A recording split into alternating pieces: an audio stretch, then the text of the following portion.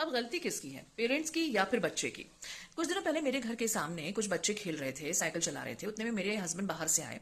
आते आते उन्होंने एक बच्चे से मजाक में कहा कि ये साइकिल जो तुम चला रहे हो ना, ये तो मेरी है। तो वो बोला नहीं नहीं, ये मेरी है। तो फिर मेरे हस्बैंड ने बोला नहीं, मेरी है, मैं चलाता हूँ इसको। तो इतना बोलकर वो अपने घर के अंदर आ गए। थोड़ी देर बाद मेरे घर की बेल बजती है और एक लेडी वहां पर बाहर खड़ी थी। वो मुझसे कहती है कि अपने हस्बैंड को बुलाओ। मैंने कहा क्या हुआ? तो शी सेड नहीं, हस्बैंड को बुलाइए अपने। तो उतने में मेरे हस्बैंड आए। उन्होंने पूछा क्या हो गया? शी सेड आपने मेरे बेटे से क्या कहा? देखा उसका बेटा पीछे खड़ा था।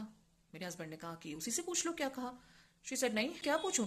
बेचारा इतना घबराया हुआ रोते रोते आया है कि आपने उससे उसकी साइकिल छीन ली। बोले मैं चलाऊंगा, ये कौन सी बात होती है, आपने उसे बहुत डांटा। फिर मेरे हस्बैंड ने कामली कहा कि भाई मैं आपकी बच्चे की साइकिल क्यों चलाऊंगा, और मैं मजाक कर रहा था।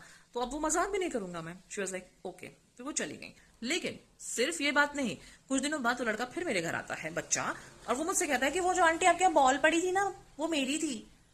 मैंने कहा वो बॉल, वो मेरे डॉग की बॉल है बेटा, चाहिए तो ले लो। और फिर मैंने अपने रियो से कहा जाओ बेटा दे दो दे दो। तो बोले नहीं नहीं चाहिए। फिर अपनी मम्मी को लेकर आया। फिर मम्मी ने देखा उसकी बॉल को, कहती नहीं बेटा वो तो डॉग की बॉल है, तुम रहने दो।